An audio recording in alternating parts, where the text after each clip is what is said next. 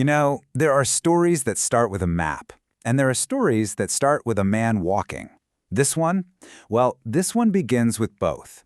We're about to step into a world where history isn't just in the past.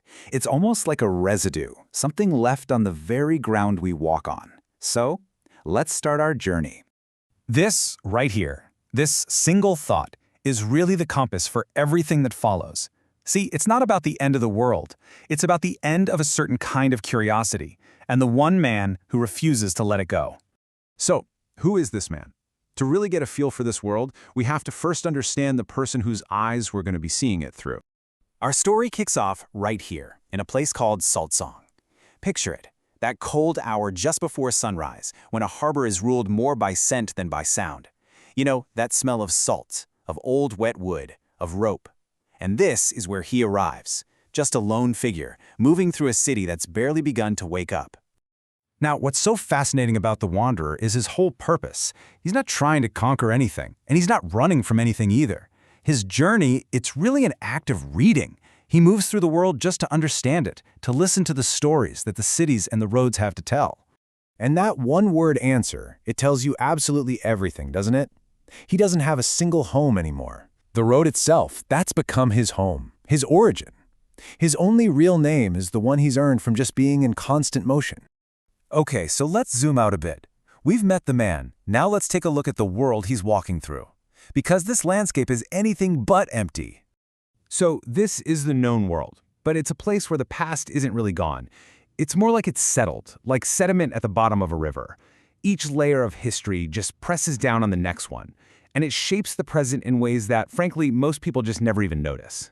And this is what gives a place like Salt Song Harbor its incredible weight. It's not just sitting on rock. It's sitting on the foundations of who knows how many older versions of itself. It's built on a convergence of old roads, a real crossroads of memory. So the big question is, how does the Wanderer actually perceive all these layers of memory that are invisible to most of us?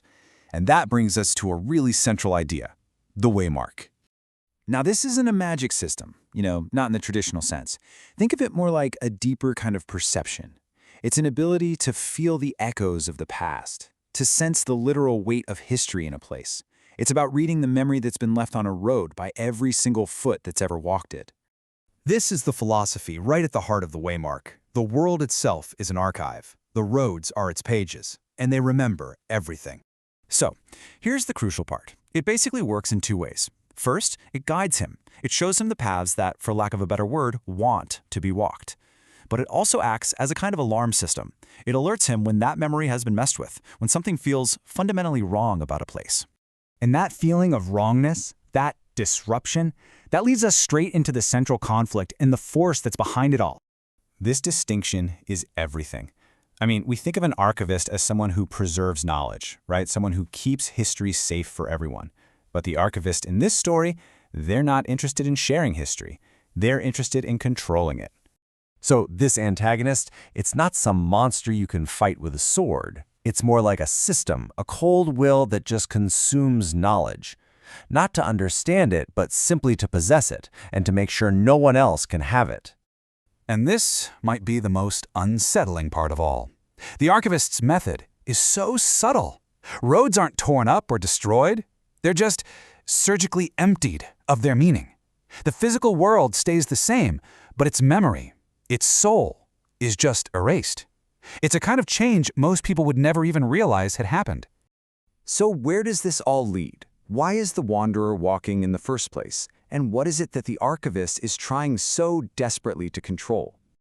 From the moment he arrives in Salt Song, everything starts to pull him in one direction.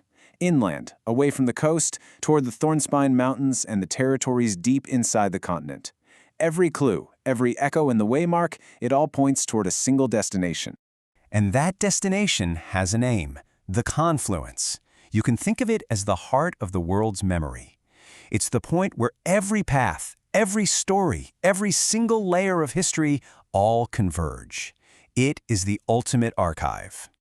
And there you have it. Those are the stakes. To control the confluence isn't just about geography, it's about gaining the power to literally rewrite the past.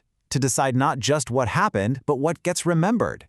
It's the power to say which stories survive and which ones are erased forever.